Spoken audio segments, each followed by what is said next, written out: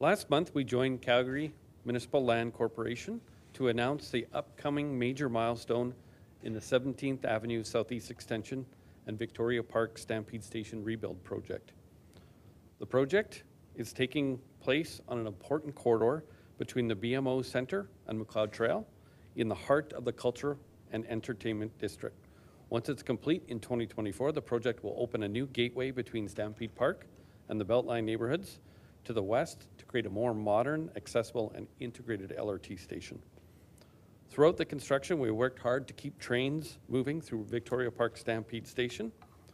To do this, in October of 2022, CMLC and Calgary Transit opened a temporary track and platform to maintain transit service through construction.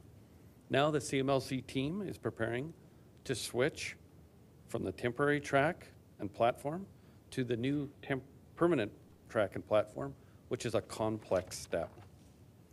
After considerable deliberation with CMLC, it was determined that the safest, most effective way to complete the switch is through a closure of part of the south leg of the red line and a periodic lane closures on Macleod Trail over a 9-day period.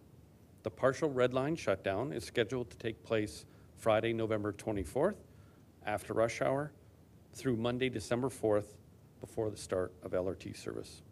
As a result, Calgarians can expect a closure of the red line between Chinook Station and City Hall Bow Valley College Station. Periodic lane closures on northbound Macleod Trail between 25th Avenue and 12th Avenue, detoured pedestrian access into Stampede Park from Macleod Trail, and 24-hour construction activity at the station over the course of the 9 days.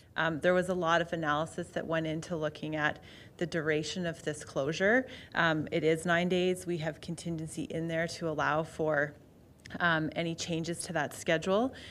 We'll continue to do that prior to the closure starting on the 24th and throughout the 9 days to mitigate as many risks as we possibly can to avoid any additional closures.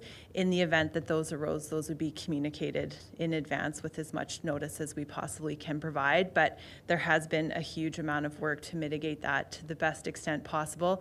And we arrived at 9 days after a great amount of consideration to understand that we think that that scope of work can be delivered in that time frame with all of the parameters that are in place today, allowing for 24-hour construction and allowing for the closures on Macleod Trail for adequate space and all of those different strategies that are in place to support it.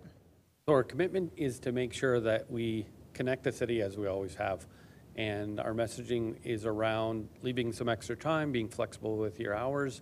We certainly want to make sure that, that all Calgarians continue their daily activities.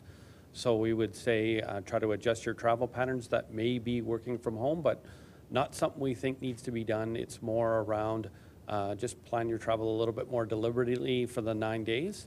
And the combination of offerings between the different shuttle routes as well as the Red Line shuttle, while we won't replicate the great service that a train can provide, we've come, we think, fairly close to providing that capacity replacement when we use it in addition to some of the parking opportunities and the diversion to traffic. So while we think it will be disruptive, we think Calgarians can still remain connected to their city, get to work. It just might be a little bit different.